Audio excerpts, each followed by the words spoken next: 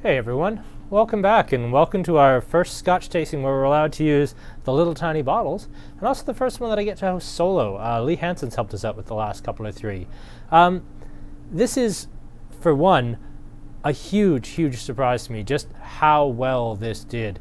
You know, Devin and I first started out pre-packing these little kits, I think on Thursday last week, and we made up 22 plus a set for me, and we thought, oh, well, you know, if we sell a set, that's really good. You know, it's our first one, the little 1 ounce bottles. We don't know how this is going to go.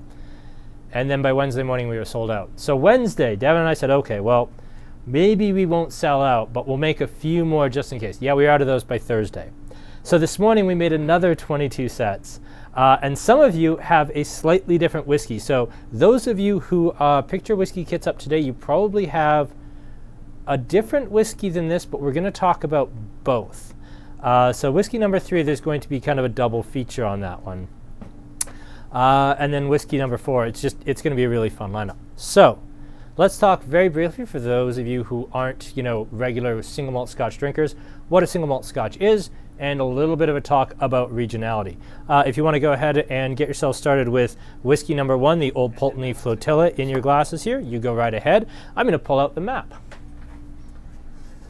So I'm going to start with regionality. Is that the best angle for us here, Aaron? Yeah, you can try. You're shading it up. Yeah, I know I'm shading it up. So you can reasonably divide Scotland into 4 main regions. There's everything south of the Firth of Forth, which we aren't going to talk about. Reason for that is the Lowlands had some really incredible distilleries in Little Mill and a couple of 3 others that aren't coming to mind just at the second, but they're all closed. There are some brand new lowland distilleries that are just getting started, but they're not really open yet. So all that's left is Auchentoshan, which can be very interesting, Glenkinchie, which is a spirit that I virulently hate, and Bladnoch, which is very good, but they're limited to 100,000 liters of gross alcohol a year, which sounds like a lot till you realize that's like less than 1% of what Glenfiddich makes in a year. It's really not very much Scotch, so we don't see them very often. Not never, we get a Bladnoch about every 3rd year, but we don't see them very often. So that's the Lowlands. We're not going to have anything from there. That's understood. Next, we have the Highlands, which is everything north of the Firth of Forth that doesn't include this little area here, which is Speyside. We are going to have some whiskeys from here. We've got Pulteney coming up in here. For those of you who have the Glen Ord rather than the Glen Rothes, the Glen Ord is over here just to the west of Inverness. This is a bit of a mixed bag. The whiskeys down here, kind of closer to St. Andrews, they're very different from the Northern Highland whiskeys. I'm a particular fan of Northern Highland whiskeys, which is why we're doing a Glen Ord, why we're doing a Pulteney, and why I'm always talking about Clynelish. The biggest one, the big cluster of distilleries here, that's the region of Speyside. We will all be doing one Speyside, and that's the Knockando coming from, or pardon me, Knockando, I got it right the first time, which is coming from right here. And then some of us will be doing the Glen Rothes, which is coming from right here. So that is that region. And then finally, we have the Hebridean Isles. Now, most famously, we have the Isle of Islay. There's also the minor region, which is the Campbellton region, which is out here on the Mull of Kintyre. I'm going to just leave that alone for the minute, and probably for the rest of the night. This is the Isle of Islay. This is kind of the home of peaty whiskey. There's 7 distilleries on the island itself. 8 now, actually. Really interesting region. And we're going to talk about that when we get to the Bunnahabhain. But there are also all the other little Hebridean Isles. You've got Arran, you've got Jura, you've got Mull, and you've got Skye. So you've got lots of different islands, each with their own style. Now, why do we talk about regionality? All of these different regions have their own style. Islay's very peaty. The Lowlands are very soft, in some cases triple distilled. Speyside has a little bit of everything. It has a little salt, it has a little peat, it has a little bit of grainy sweetness. And the Northern Highlands, they're a little bit more peat in some cases and a lot more salt. And we'll talk about why when we get to the old Pulteney. Very briefly, let's just talk about what makes a single malt Scotch and why it's different from a blended whiskey. Single malt Scotch comes from a single distillery, and it comes from 100% malted barley distilled at that distillery. If you see an age statement on the bottle, that's a minimum age, not an average. So if you have a whiskey like Ardbeg's Ugadal, I believe that's a blend of 10-year and 17. I believe the higher percentage of whiskey in that is actually 17-year, but they have to, if they were going to put an age on it, they would have to call it a 10-year. So that is the difference. But that was a lot of review for most of you, which is why I covered it very quickly. For any of you for whom that was much too quick and you have questions, I will do my best to just jump in on the comments when I see them. So let us start in the far north of Scotland with Old Pulteney. Now, the whiskies are labeled as Old Pulteney. The distillery itself is just known as the Pulteney Distillery, or at least it has been for a very long time. A few years back, the reason I think most people are familiar with Pulteney as a distillery is about 5 years ago, the Old Pulteney 21 year was World Whiskey of the Year in Jim Muir's Whiskey Bible. So this is a distillery that's had a little bit of a fame recently. This comes out of their, everything they do is very kind of ship and maritime and seaside themed. I actually went on their website and I was like, oh, well, I just want to talk about the flotilla. Every different flotilla, which is very good, has its own listing on their site. This is the 2008 flotilla. All of them are different. All of them are treated in a different way. And then all of the different whiskeys that they had something like 70 different whiskeys on their website. I was absolutely stunned. I mean, here we used to get the 12, 17, 21, and then now I think it's 115, and that's about it. I think there's an 18 now. But yeah, do not save the electrical tape. Save the bottles, but do not save the electrical tape. Okay, so what makes this Old Pulteney 10-year flotilla so particularly neat? Well, we're way up in the north of Scotland, which means that we're seeing more extreme weather changes than we would get further south. Now, barrels breathe. So when the whiskey goes into the barrel is basically topped up to the very top, but it doesn't stay that way for very long. Now, some distilleries will top up their barrels every 5 years, just one barrel into the next, as long as they're all the same age. That's absolutely fine. A lot of distilleries don't, and Pulteney doesn't. So what happens when a barrel breathes is the whiskey's in the barrel. You know, the first few years it starts losing volume fairly quickly, and eventually end up with a trapped airspace. Now, in the summer, the air in the barrel expands and the barrel breathes out, and it breathes out quite a bit of spirit, gradually lowering the alcoholic strength. In some cases, like a Bunnahabhain here at 68.6, for some reason over 11 years, that didn't happen. And we'll talk about why that's kind of interesting in a minute. But generally speaking, except for that weird cask, the barrel will breathe out some spirit, and then in winter, when the air gets colder, it will breathe in just cold, wet air, especially if it's on a seacoast, especially if you're somewhere where you get micro droplets of salt water from crashing surf that will actually end up being salt fogs. We'll get into salt fogs a little bit when we get to Speyside specifically, but salt fogs are basically salt water fogs, and when the barrels breathe in that salt water, it adds a slightly salty character to the whiskey. Now, there's another way that happens as well. Old Pulteney being right on the coast, of course, some of the water near that area, and most of the smaller distilleries at least, will source their water for everything from mashing into the whiskey to cutting it with water at the final distillation or the final bottling step. They'll use breathe out. It's a gas, Eric. Oh, and Craig jumped in right at the same time. Pardon me, I lost my train of thought there for a second. They'll use the water for everything from the local area, and if you're right on the seacoast, that water will be slightly salty or slightly brackish anyway, and it will also contribute to a slightly saline character. Ooh, that's very pretty. I have had this whiskey before. I quite like it. This was one that I really wanted to when I was drawing this up, this was one of the whiskeys I absolutely had to do. The other one that was absolutely at the top of my list is the one that 2/3 of you had, and that's the Glen Ord 13. If you don't have the 13-year-old Glen Ord that I sold for about $118, don't feel too bad. I substituted it with the 22-year-old Glenrothe that sells for $185. So you definitely got a bit of a sweet deal on that one, mostly because I felt guilty for running out of the Glen Ord.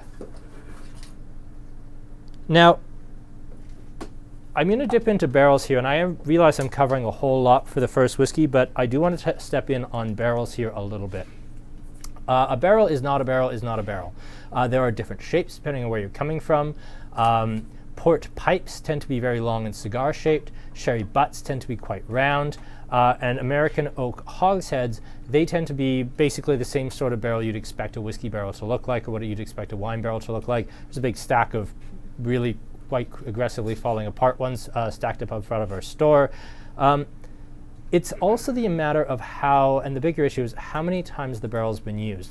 A brand new, freshly filled bourbon barrel is going to have tons of flavor to the point where you almost don't want to age a whiskey in it long term. Whereas if you take a barrel that's already been used once, maybe for the bourbon industry, some of that flavor has been soaked out of it already. And the second, and the third, and the fourth, and so on. I would consider anything past a fourth use on a barrel, especially if it has spent a long time aging whiskey. Like if you've had, 3 agings and they were all 15 years, you'd have a 45-year-old barrel, and a lot of that flavor has been soaked out. Good distilleries tend to discard barrels after the third or fourth use. I bring that up specifically because this is matured exclusively in first fill X bourbon barrels. So this would be American oak. You can tell because the bourbon industry literally cannot use French or Spanish or Slovenian oak. So starts out as an oak tree, they cut it down, they turn it into a barrel. Pretty straightforward. The bourbon distillery actually pays for these barrels mostly. There's actually been a trend because barrels are starting to get scarce and Scotch is outperforming the bourbon industry slightly, and the fact that everybody wants these ex-bourbon barrels. There's actually been a trend in, let's say the old Pulteney wanted to guarantee that they got Elijah Craig barrels for the next 10 years.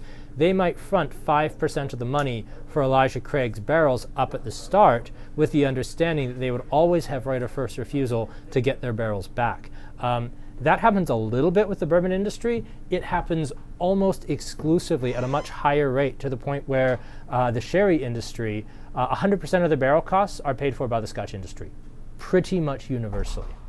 So after it's been aged once to age bourbon, the barrel's been used once, now we ship it over to Scotland. We'll break it down to staves, ship it over to Scotland, and then they fill it up with Scotch and they age it in that. So you are going to get a little of that bourbon flavor.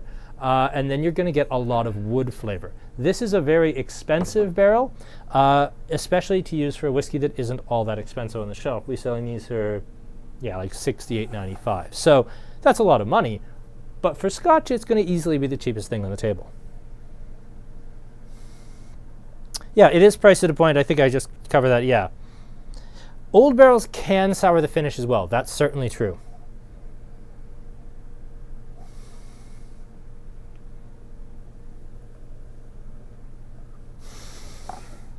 All that talking and waving this thing around, I haven't even had a chance to taste it until just now. Yeah, the salt can be a bit of an acquired taste there, Craig. It certainly can. The salt's there, but it's very soft and it's very warming. Most of the whiskeys we're going to be tasting tonight are fairly young. We've got a 10, a 12, for those of you with the Glenord, the 13, and the Bunnahabhain, the 11. That was originally kind of the theme, as opposed to Aaron's, topic, Scotch whiskey tastings, 4 whiskeys from Scotland. Thank you, Aaron. Very informative. But I did want them to all be about the same age, kind of 10 to 13, and then we ran out of the Glenord and had to do something else. I actually don't like whiskeys past about 17, 18 years old very often. Now, I also don't usually like whiskeys at 6 years old. Are there 6-year-old Scotches I've absolutely loved? Yes, there was a Ben Nevis that I wish I could ever taste again, and I never will, because not only is it, a one-off that's long sold out like 15 years ago, the company that actually bottled it doesn't exist anymore. But we'll see how this Glenrothes treats me.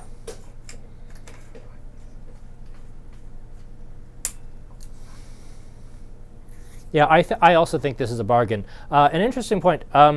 When you look at this and the packaging it comes in and everything, you wouldn't think this was actually a limited release. It just says Flotilla. And it formerly was actually part of a whole Navy-themed trio with Navigator and Clipper. And of that series, I actually much preferred the Navigator. But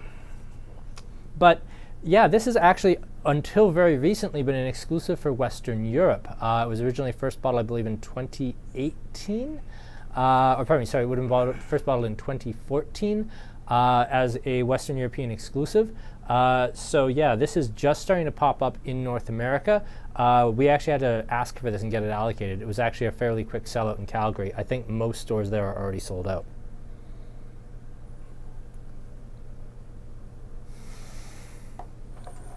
Nice, creamy cereal sweetness right through the mid-mouth. Alcohol is at 46%. That isn't going to last very long. We're going to go from 46, 46 right into the cask strength stuff. But yeah, creamy, sweet. That bourbon character adds a lot of vanilla. I might even say something kind of into like bananas or custard, into some of those desserty notes, which is very common. More so with rum cask, but you can get it off bourbon as well. Actually, custard, yeah. When I make my own vanilla ice cream, this has a lot of vanilla notes, and I do kind of get that desserty custard thing right in the mid-mouth. It's a very creamy whiskey to me.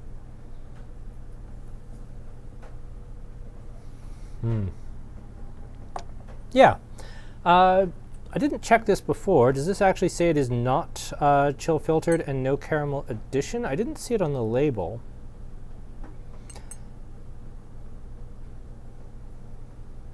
Old Pulteney encourages you to drink responsibly. Well, it's a bit late for that, Old Pulteney. No, I don't see any non-chill filtration and no caramel addition, which is good because I want to talk about that with the next whiskey. Now, our next whiskey for everyone is the Signatory Knockando. I don't know if you really, the camera is never going to catch this color disparity because it's way too small, but you will notice that even though the Knockando is a little bit older, it is also a little bit paler. Now, some of that could be due to the fact that this is a brand new first fill bourbon hogshead. It could also be due to the fact they add a little bit of caramel just to make the whiskey look a little more appealing in the bottle. It's tough to tell here, but let me just pull them out of the box real fast. Right, I've sold out of the Knockando. Well done. What else have I got that's non-chill filtered real fast? I really wanted to show that because it's got that really straw pale color on it. I think the Darwin has the same thing. Is this? Yeah, this should be fine. Watch me pull it out and it's absolutely dark. Oh, and it's wrapped in paper. Well, that's useless. Fine. I'm not going to make that point because I can't find a whiskey that would allow me to make it. But in the bottle, I do think this is actually quite a bit darker. And the point I was trying to make is that that makes the whiskey, I think, look more expensive, look more premium, look like it's been aged longer. And also because completely non-chill filtered whiskey can have a slight greenish cast to it, especially if the whiskey sees a little bit of peat. Yeah, it's purely a packaging thing. I think it universally detracts from the quality of the whiskey to have that coloring in there. Okay, let's jump into the Knockando 12. Well, Aaron, you're not getting any of this. God damn it. Sorry. Well, no, you're going to get a tiny mouthful of that. So, let's talk a little bit about packaging on these two. So, this is Old Pulteney by Old Pulteney. Old Pulteney distilled it, they aged it, they bottled and packaged it, and then they gave it to an exporter to sell into North America. Pretty straightforward. You know, that's broadly how Smirnoff, Captain Morgan, everything's broadly sold. Except for independent bottlers. So this was distilled at Knockando by Knockando, or their parent company. At some point in this whiskey's history, probably fairly early on, maybe 2 or 3 years in barrel, or maybe right at the point it was distilled, the Signatory Vintage Company stepped in. Now this is Anders Symington and his son Brian. They stepped in, these guys who own Edredor Distillery, they stepped in and bought this barrel. Maybe they continued to age it at Knockando, maybe they didn't want to pay the rent at Knockando and took it over to Edredor to age it there, but there's no actual Knockando bottling for Canada right now. So you can't buy Knockando by Knockando. It doesn't exist here. It is absolutely a thing that you can get in Europe and in Asia, but it's not a North American product. So what these guys do is they step in after the whiskey's distilled, they age it themselves, and they bottle it themselves. Now, two things are interesting about that. First, no chill filtration, no caramel addition. Whiskey is bottled at least 46%, if not cask strength. That's true of all of these independent bottlers. And everything else we're going to taste is the same thing. The Knockando and the Bunnahabhain are both by Signatory. The bottle shape difference on these two, different lines from them. This series is their 46% series, which is just called the non-chill filtered series. Comes in a silver tube. This is the Signatory Vintage series. These are always cask strength. And then the other bottler is Cadenhead. We'll talk about that when we get to the third whiskey. So now we are into Speyside. And yeah, floral, faint peat, Dutch salty licorice. I can absolutely get in on that. Kind of cream of wheat and like very clean oatmeal. I'm actually surprised how much cereal I get off this. This was more custardy. This is more grainy.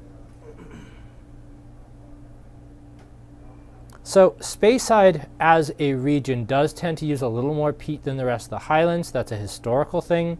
In terms of history, peat's really, really common the further north you go in Scotland, as well as on the west coast, specifically the Isle of Islay.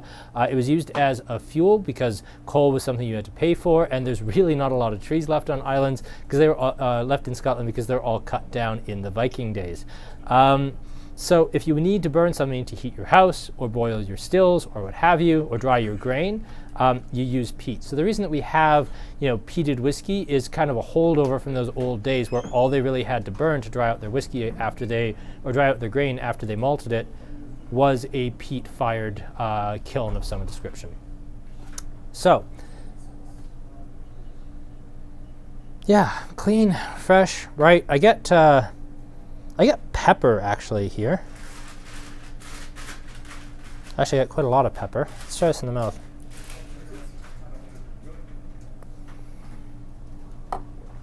Oh, and just a big pop on this one. It's only 2 years older, and I actually get less wood notes on this because it's not that first use, first fill bourbon cask. It pops with more florals. I get a lot of fruit. I get a little bit of like bitter pear. I get lots of apples. I'm not picking up anything super tropical. Yeah, Sean, that's kind of how I feel too, it really blows up and you definitely know you're drinking something, which, when you see it in the bottle and it's all pale green, it looks like, oh, well, that's not going to taste like anything. It looks very washed out, which is why people tend to add caramel.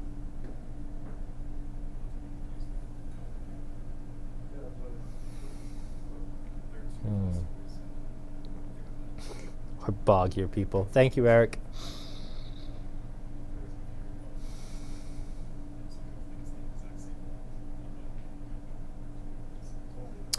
Interestingly, one of the reasons that we don't see Knockando here is there's also the very similar named Knockdo distillery. So there's Knockando and Knockdo. The Knockando folks sued Knockdo to prevent them from using the actual name of their distillery on their packaging. So you'll never see Knockando on the shelves as Knockdo. The labels actually say "and Knock," which I could show you, but I'm currently blocking it with my promo stuff, so it's not going to be something I can show you tonight. Yeah, I really like this, and I like the comparison between the two. It's a good introduction to independent bottlers as well.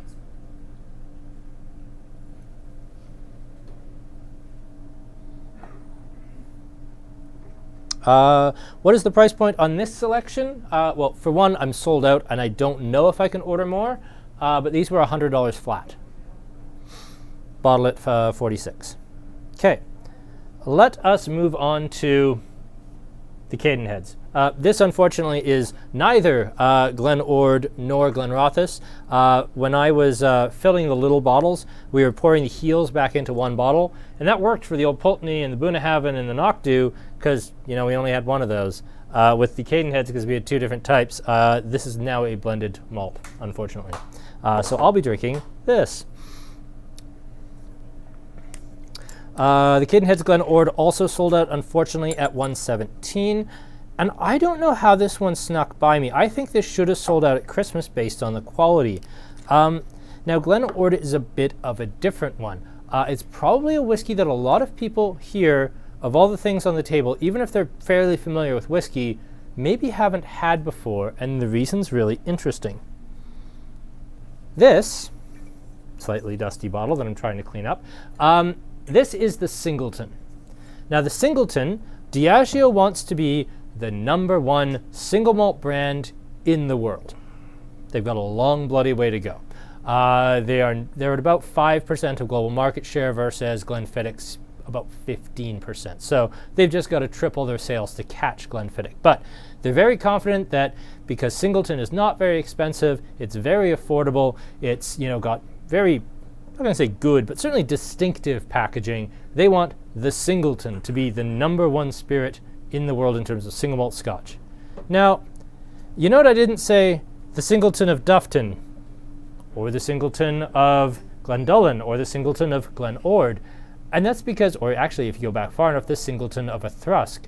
Because the Singleton is a brand, which distillery you get in the bottle depends on your market. So I've been here for 20 years now, and I've seen Singleton pivot from a Thrusk when I first started here to being Glendullan for by far the majority of my time here. And then about 3 years ago, it started being the Singleton of Dufton.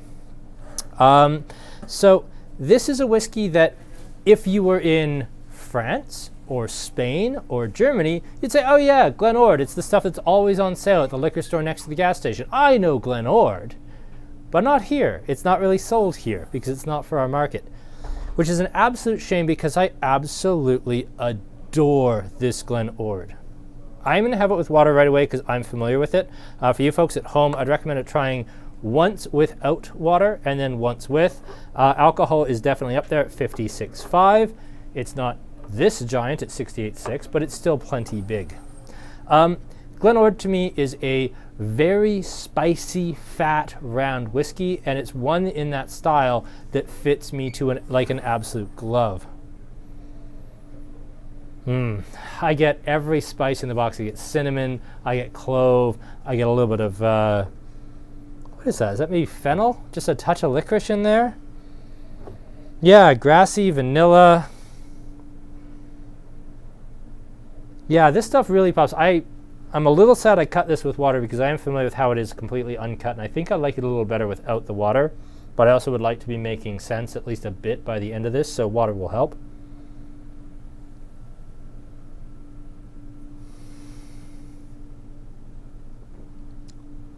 Ooh.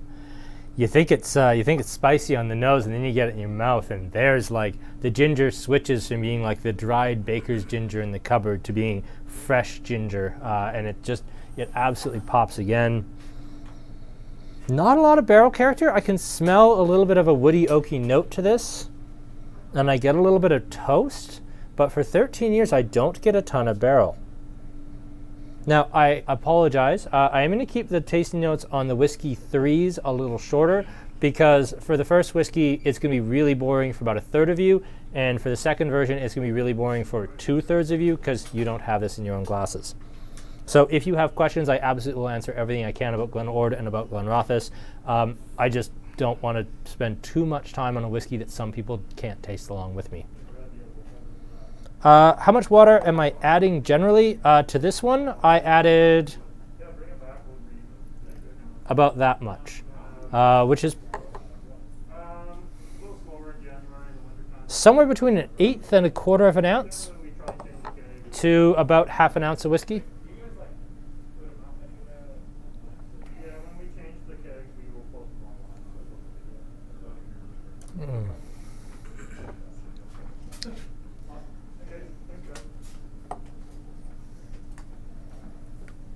But yeah, I wanted to show this off just because of how spicy this is. I'll talk a little bit about the bottler just because it's universal to this and the Glenrothes. This is Cadenhead's bottlers. This is a bottler that's been around a very, very long time. Goes back to the 19th century. Cadenhead's these days is actually owned by J.A. Mitchell, who you probably know better as Springbank. I'm surprised. I did actually end up going back and talking about Campbellton again. J.A. Mitchell basically are the kings of Campbellton. They own Springbank, where they also make Hazelburn and Longrow. They own Kilkerran, which is kind of their secondary distillery, and they also are part owners of Glen Scotia, and that's, I believe, literally all of the distilleries operating in Campbellton are just owned by J.A. Mitchell and Son. Reason you haven't seen Cadenheads here before is not because I don't think they're a good bottler. It's not because the packaging kind of sucks, which admittedly it does. It's the fact that this has been an exclusive for Kensington Wine Market for probably 10, 15 years now. I don't know what changed, but all of a sudden, Cadenhead showed up on Connect, and I wasn't saying no. The whiskeys have been pretty exceptional right across the board.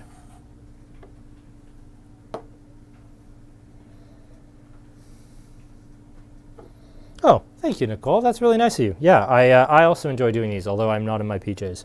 You know, it's funny. I actually really had to think about doing the beer tasting that we did in my house when we had the windstorm and the power outage. I thought about just doing that in my PJs and bathrobe, but thought that might be a little too cheeky. It was a little too cheeky considering you had a guest. I think I'd have done it if we didn't have a guest. It might have been disrespectful to them. Oh, you added ice. Good for you, no comment.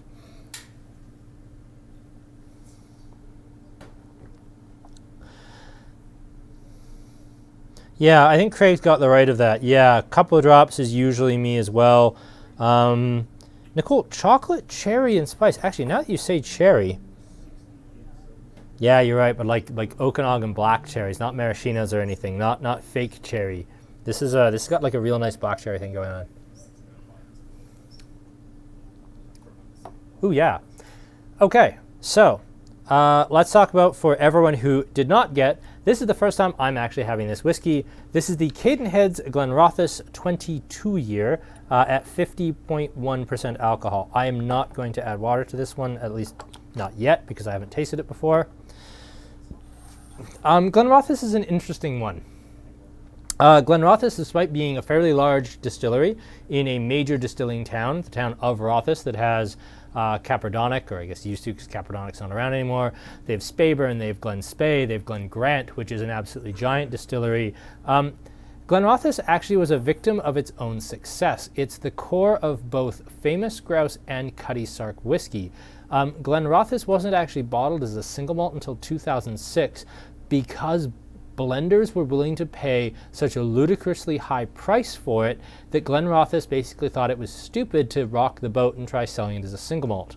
Eventually they did cave. They come in these super bizarre, like stubby little bottles. The packaging is either, love it or hate it. They used to come with this little metal tray at the bottom that kind of looked like a little aluminum ashtray. I kind of liked that look for them. They no longer do. Glenrothes has actually turned out to be very collectible in recent years. The 1979 vintage, which was the 100th anniversary of the distillery, was, for whatever reason, the best whiskeys Glenrothes has ever made. All of those 1979s, of which they made 4 different versions for our market, have just exploded in value and gone absolutely nuts.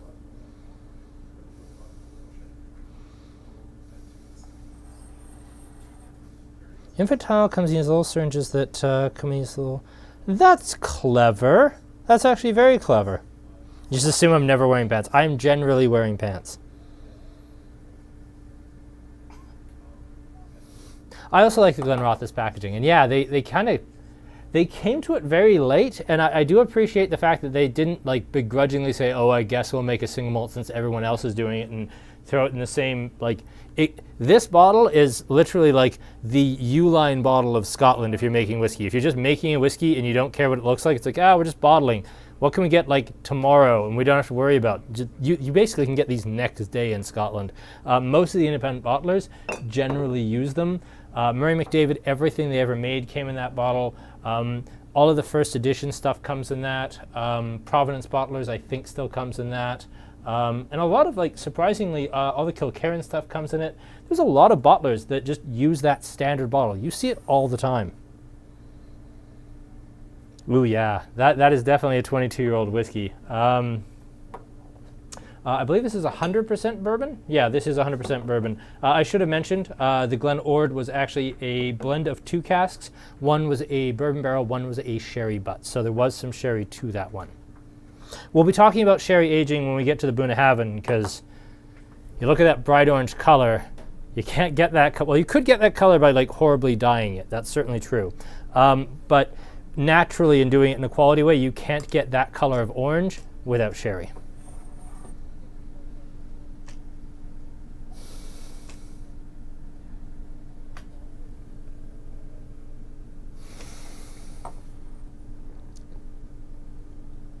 Okay, that's really nice.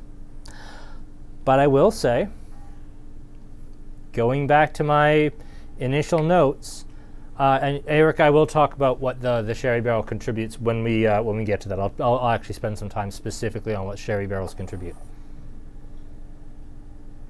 This is really pretty and really nice, but for my palate, it's still too old for me. For those of you who still have some Knockando left, go back to that and just notice that that youthful pop and sprightliness that it shows, it's missing that dimension to it. It's missing that lively, youthful burst of flavor. Everything here is very evolved, and if you sit around with this for a long time, you will pull more out of this than I think you will a younger whiskey. But I still miss that youthful pop. Yeah, these guys are 185, so yes.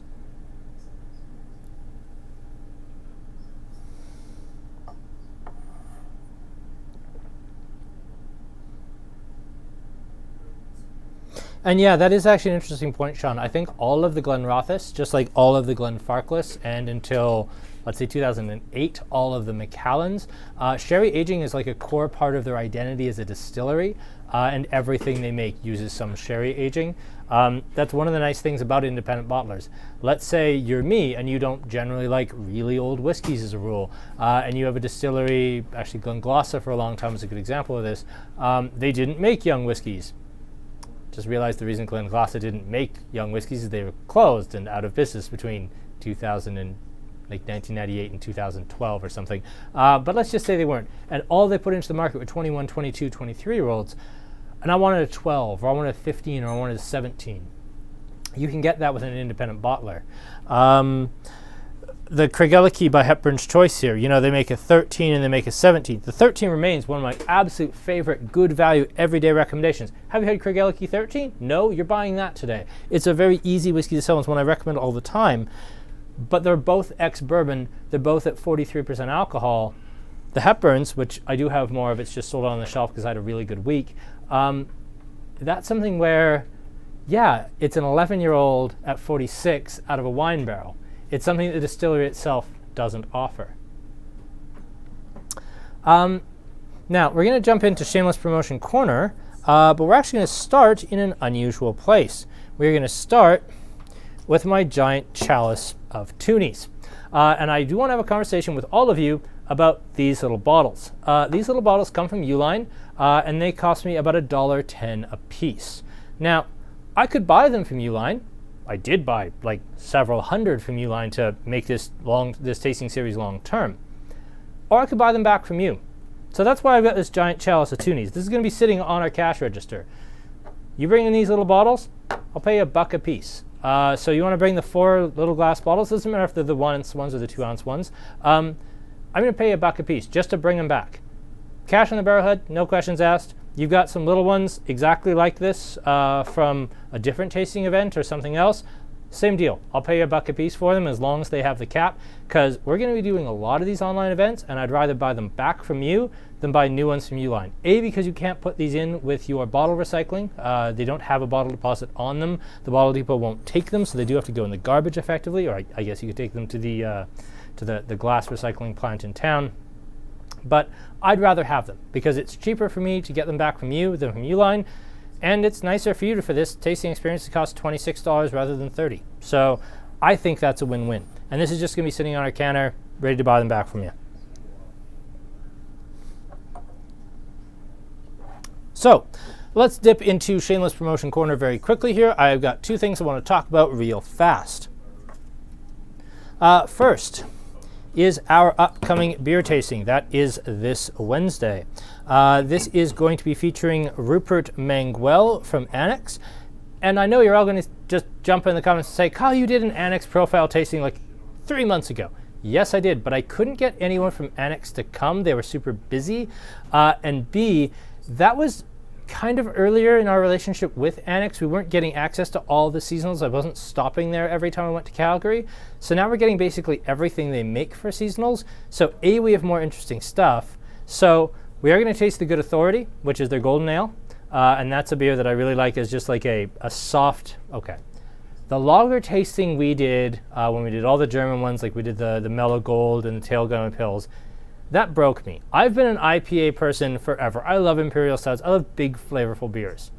I learned more from doing that lager tasting than I taught anyone who watched it. I've now kind of come back and with a new appreciation for really subtle beers. So we're doing the Good Authority, A, because we haven't tasted it on the channel before, but B, because I really want to. Also in the theme of I really want to, Forward Progress remains my favorite annex beer, so we're going to do Forward Progress. And then 2 brand new seasonals from them. We have the Rinse Cycle New England IPA, which is super neat. The hopping's really restrained. It very much is like a light, fresh, bright beer. It's not bitter at all. Like it's very dry. I was talking about this with Aaron during the beer tasting on Wednesday, saying this is kind of like what it would remind me of Sierra Nevada Pale Ale, was like an East Coast style. I really like it. And then Retracted Resolutions, which I haven't tasted yet, which is a Belgian double. So big and banana-y and strong and Belgian-y. It's going to be a lot of fun. And Rupert Mango from Annex is going to join us. That's going to be good. That's $20. That is this coming Wednesday, February the 3rd. Coming up on Friday. And I am seeing the questions come in. I'll get to those after I finish talking about the upcoming wine tasting. Coming up on Friday. I did kind of tease this a couple of weeks ago. We are going to do the best grape varieties you've never heard of, sort of. Devin and I looked at this, and this is actually a difficult thing with how long we've been doing this. We said, oh, well, Shava, that's one nobody ever talks about. Yeah, we did that last week. Okay, well, what about like the Valpolicella trio, like Corvina and Rondinella and Molinara? We've done those. Oh, what about Nero d'Avola? Yeah, we had a whole Sicily week. We're starting to run out of grape varieties you haven't heard of if you've been doing the wine tasting every week. So we had to dig really deep to find some grape varieties that even we struggled with a bit. So Shoy Reba, named after literally a Dr. Shoy. Reba just means grape. So this is a hybrid grape developed in the early 20th century in Germany. We're going to talk about this on the actual tasting, but you might have heard that Germany was really obsessed with genetics during the early part of the 20th century, and that extended to their wine industry to the point where they were constantly trying to improve Riesling. So we actually have that coming up, and this is their idea, or one of the many ideas, of how to improve Riesling. Spoiler warning, they didn't, but Shoy Rib is a lot of fun on its own. It smells and tastes like blueberries in a good year. Gavi de Gavi. This is something that oddly enough showed up in our wine training manual when Devin and I did our WSET course. Gavi de Gavi is considered one of the most important white wines in Italy, to which Devin and I kind of had a laugh. It's like, who cares about Gavi de Gavi? Like, no one. Since then, Gavi is made with a grape variety called Cortese, and we've actually featured Cortese, I think, 4 separate times before this. So it is in the white wines that we featured. Bloody hell. I'll get back to that in a second when it actually pops up in my brain again. But we have featured Cortese before, but it's a really fun one. And Gavi de Gavi, which we've never had on the channel, it shows up in a lot of wine manuals as like a reference wine for Italy, but it's the one most people haven't tasted. Along with Est, which I'm not going to get into. Marciac, this is a little tiny region in France. The grape variety is Mansoise, which is a grape variety I actually had to look up on this one. And basically the reference manual is Mansoise, a grape grown in Marciac. You want to try it? Try a Marciac. We don't really have anything to say about it. Even the Jancis Robinson Oxford Companion Wine, it's basically like, yep, it's a grape variety. It's grown in Marciac. I don't know. So that'll be really interesting to dig into. I like this because it really reminds me of some of the really early rustic Languedoc-Roussillon wines and Côte de Ventoux wines from the Southern Rhone. It really does remind me of like French peasant wine in the best possible sense. There was a winery that we used to carry from the Languedoc years and years and years ago called Chateau de Lancier. Nobody bought it, but I absolutely loved it, and we kept bringing it in and kept having to put it on sale because I kept buying it just to put it on the shelves for myself. Finally, Valentina Pasquela. This is an Italian. This is called Amo. Grape variety here is Nero di Troia. I'm gonna have to do some reading on that one. So that's coming up. Tasting is $85, and it's going to be a lot of fun. Next, spirit tasting. For those of you who are saying, beer, wine, that's cool, but I'm really just here for the Scotch. Next spirit tasting is 2 Fridays from now. And that, I believe, is February 12th. And that will be Mezcal. So that'll be a lot of fun. Okay, let us scroll up to the way too many comments that I'll have to get through here. Good Lord. I will take 2 minutes here to just get through the comments as much as I can. Carolyn's already into the Bunnahabhain. Well done, Carolyn. Yeah, the AGLC had to be talked into the wee bottles. We actually got our authorization for the wee bottles either the 22nd or 23rd of December. You know, the 2 busiest shopping days of the year. So we got the email. We were like, okay, put a pin in that. We'll talk about that in the new year. But yeah, we've been able to do this since like 2 days before Christmas. But it takes some time to put together a tasting program, figure out how to measure out perfect ounces, seal the bottles, order the bottles, diddy. So yes, we're getting to it about a month later, but we wanted to do this right. I could have rushed this and maybe it would have turned out. I don't know. Probably I tend to really over-organize things, but I wanted to do it right, so I took my time. Thank you, Jonathan. Much love to you. Oh yeah, Jonathan would have been a fun guest. He's Australian and annoying. It would have been really nice to have him on.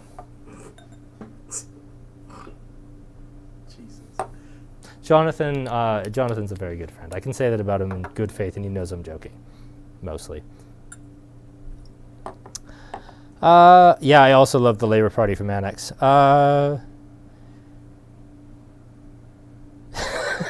Thank you, Sean. Thank you for saving half an ounce for each, for what you could share. The $4 for Returnium? Sorry, friend. Yeah, that's fair. I want him back. John, you're in for the beer. Awesome, we got tons of it. We're not really looking at selling it anytime soon. Beer good.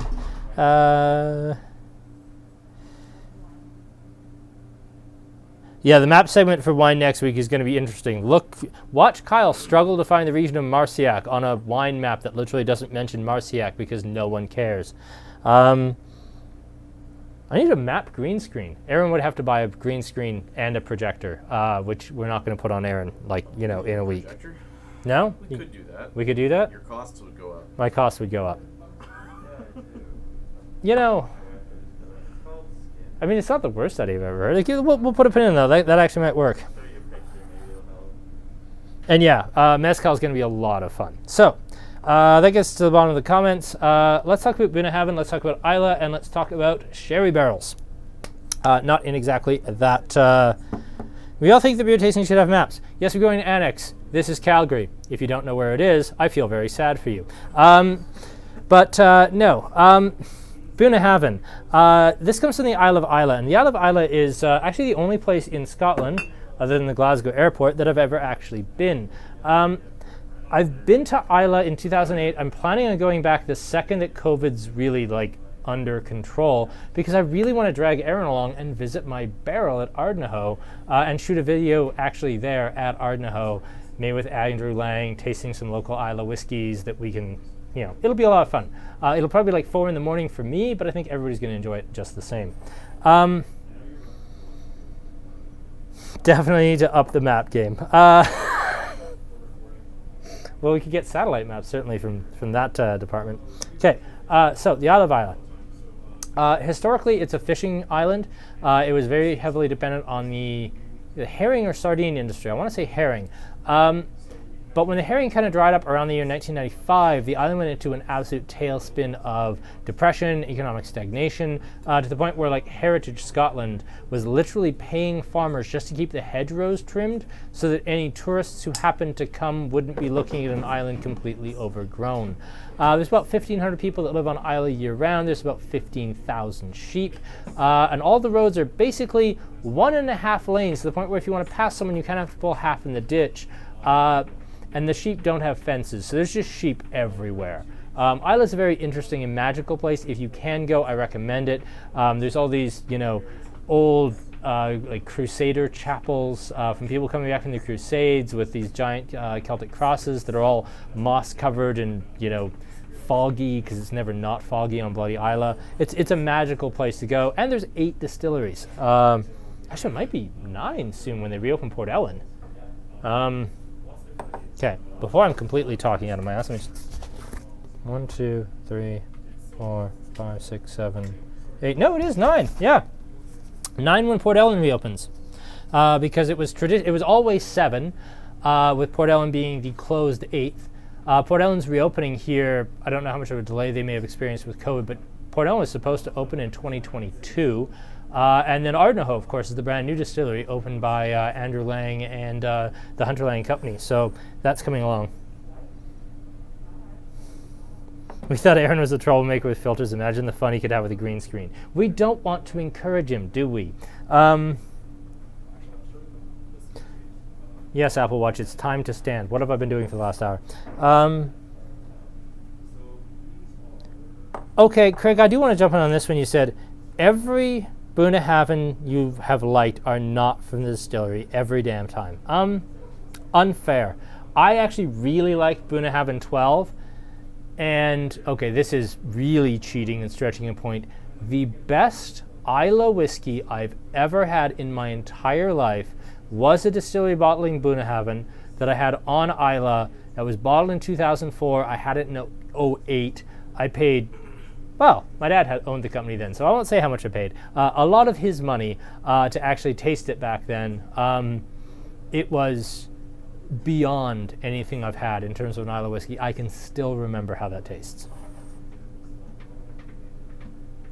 Okay, so let's talk about this Bunnahabhain, and then I'll briefly touch on sherry barrels, just because I promised I would. So traditionally, we don't see whiskeys at 11 years old at 68.9. This Glenord at 56. That's the Glen office.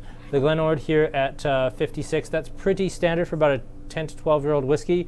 I don't know why this is 68. I'd have some theories. Maybe it was really, really wet. Maybe this was right at the bottom in like a cold corner of the distillery where there was less heat and less evaporation.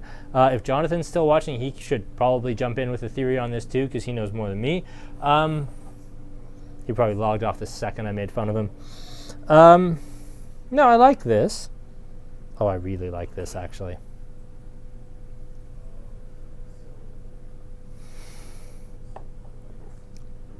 Still needs a little more water, mind. Toasted coconut's a great call. Yeah, sherry can add a lot of different things. I always say it adds cooked oranges. That's pretty standard. And like a raisin pie or raisin tart or butter tarts is very common.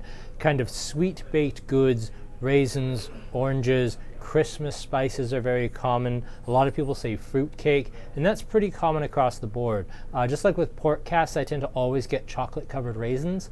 I tend to always get like fruit cake, maybe fruit cake soaked in rum with sherry aged whiskeys. Now, Bunnahabhain has a bit of an interesting history. When we talk about Islay, we're usually talking about very, very peaty whiskeys like Bowmore or Ardbeg or Lafroig or Kalila, and these have a ton of peat to them. They're very, very intensely smoky and peaty and a little bit bitter because of the massive amount of phenolics in them. Bunnahabhain, well, what they'd have you believe is they've always been like that. They've always been super gentle. Pre-1963, Bunnahabhain was exactly like everyone else. I've never had a chance to try a pre-63 whiskey, but apparently they were just exactly the same, heavy peat, just like everyone. But you don't have to wait to actually taste a heavily peated Bunnahabhain. Starting in the mid-1980s, I struggled to pin down a date on this. It looks like it was about 1984 and 1985. Bunnahabhain started experimenting with reintroducing a heavy peat whiskey for a very long time. They actually called it experimental heavy peat, and there were no official bottlings of it. You saw it from independent bottlers only. In 2016, they launched Schiabonic, which is 100% peated whiskey. It's the formerly experimental spirit, just done as a no-age statement. I think they're on the 3rd or 4th edition of Schiabonic now. And then just last year, for at least our market, they launched the Toitek Ada, which is 80% peated whiskey, 20% the like native lightly peated Bunnahabhain spirit, and I actually like that a little more. Price point on the Bunnahabhain, not cheap. The Signatory black tins never are. $175 for this guy. Part of that is the fact that it's a cask strength. Part of that is just the fact it's so high in alcohol. Anything over, I think it's 60% alcohol, basically it's taxed like moonshine in this province. So it gets taxed really heavily. So that's part of what's driving the price up on this. Part of it's the fact they used a brand new first fill sherry butt, which is incredibly expensive. And part of it's the fact that anything from Islay in an independent bottling is stupidly expensive. I have a 6-year-old Lagavulin independent bottling. It's $160. Why? Because officially, independent bottlings of Lagavulin don't exist. The bottle itself actually just calls itself Undisclosed Isla 6-year. Independents from, like, you look at my shelves, it's almost all independents. If you're able to look at, like, my Isla shelves, there's 2. There are 2 Isla independents that I have right now because A, they're hard to get, B, they're expensive when you get them, and C, Isla's a tough category. It's one where like a lot of people have significant brand loyalty to distilleries, and more than that, like Ardbeg effectively doesn't have independent bottlings, or at least not independent bottlings anyone can afford. Lagavulin, I've seen 1 independent bottling of it. Bruichladdich used to have them around, but not so much anymore. The rest are reasonably common. You see Bowmore all the time. You see Kalila pretty often. You see Lefroy in a reasonable amount. I've never seen it independently bottled Kilhoman, but Kilhoman's also only been around since 2007. So, yeah, not shocking news. The Signatory cask strength is delicious. Normally, I would turn my nose up at an 11-year that costs $175. If it was anyone except the Signatory Black Tin series, I absolutely would turn my nose up and say, absolutely not, that's insane. Because it's the Signatory Black Tin series, I'll take a chance on it.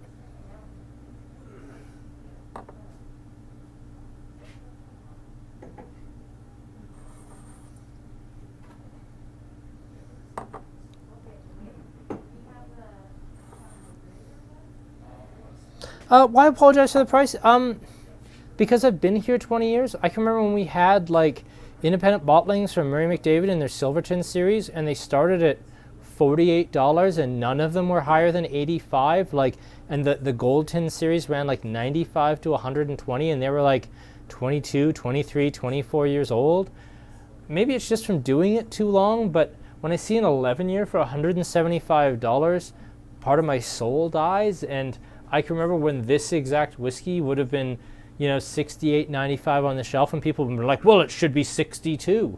I don't know. I think I've been doing it too long. But yeah, I find myself apologizing for prices because single malt whiskey prices, especially from Isla these days, are just terrifying. 3 to 4 times what they were 15 years ago.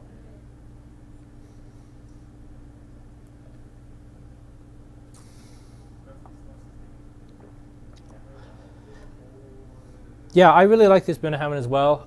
The Signatory stuff, I don't get to taste in advance, and I also don't get tasting notes from them. I actually phoned Jan, who's the importer for this. When I order a Signatory, it's literally like an Excel spreadsheet. What do you want? I'm only ordering what you ask for. No such thing as second orders.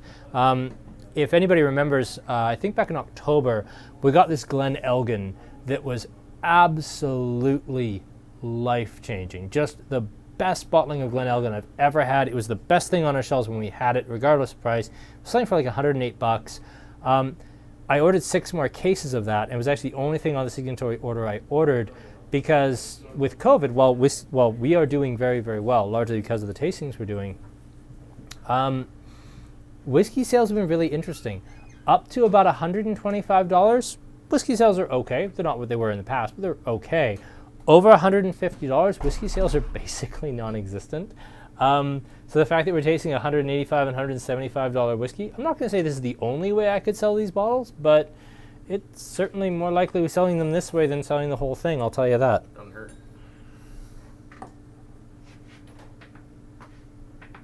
Yeah, the Bunnahabhain is an absolutely exceptional whiskey, and I've never seen, I literally have never seen another independent at anything close to this age.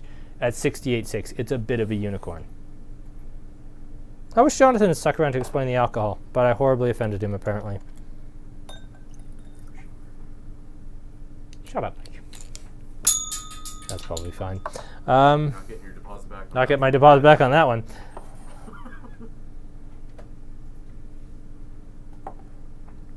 Awesome. I think that's the end of the formal portion, unless anyone just wants to see me, make fun of Aaron and drink this whiskey. Actually, a lot of people probably would want to see that, but I'm not going to do that. Questions? Last minute questions before we start wrapping this up? I know I'm on an 8-second delay, so I'll give people some time to answer.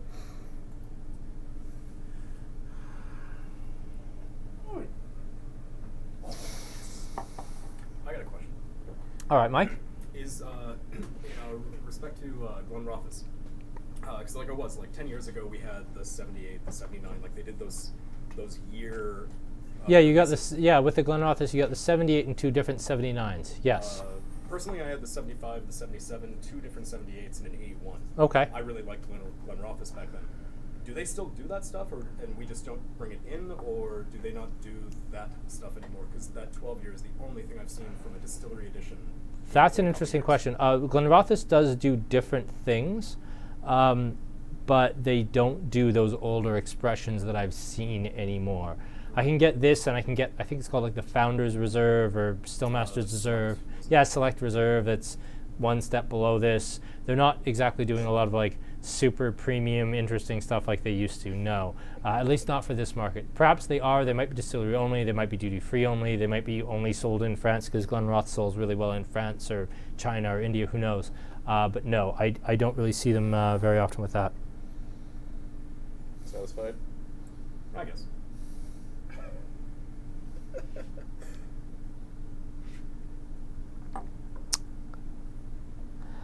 Post-COVID, is there any possibility of being able to sell small bottles of Scotch we might otherwise not be able to afford?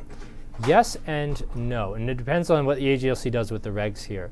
But this tasting event we just did, the regs as they're written right now, or at least as they were given to me by the AGLC, says that it has to be for a tasting. Okay, this is a tasting event we've done now.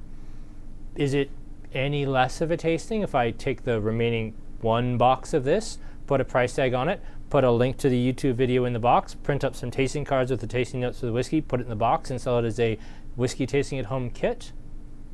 I would argue no. So as long as the AGLC continues to have a sense of humor about it, I'm going to not just have like our leftovers with this, but I'm going to try to have, as we build up a bit of a catalog of these tasting events, which may require me doing a little less on the one-offs, I want to start building up a catalog of pre-packed whiskey tasting experiences that you don't have to do night of. You can, open the box, the YouTube link's printed on the inside top, and you get tasting cards. You can watch my madness for an hour if you really want to, but you can also have the tasting kit for yourself and your friend whenever you want. That's something we're at least going to try. We'll see how much of a sense of humor the AGLC has about that.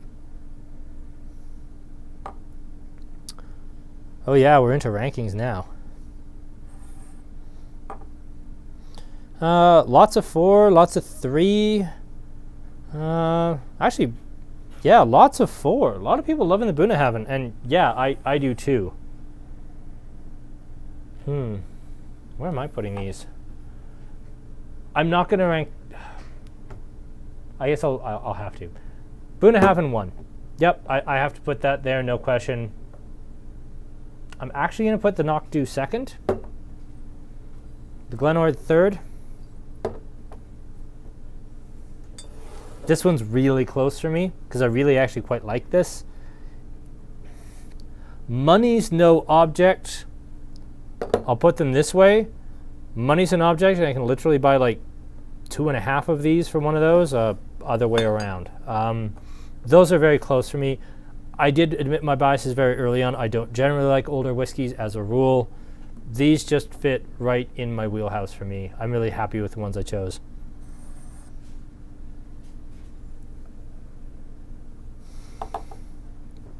All right, that looks like the end to me. Aaron, how about you? Yeah, sure. I'm just on this end, very, man. Very committal. Aaron forgot his tripods today, so Aaron's been holding a camera all night. He hasn't even had a chance to like drink Scotch yet. So yeah, he's been holding a tripod. Yeah, it's not a tripod. That's not a tripod. Oh, and I have this one on a ski pole. Yeah, you literally have it on a ski pole. It's quite something. Awesome. Thank you all very much. This was a lot of fun. Beer Wednesday, Wine Friday, beer again Wednesday, and then yeah, Mezcal in 2 weeks. So got a lot of things coming up. Thanks, folks. We will see you again February 3rd. Good night.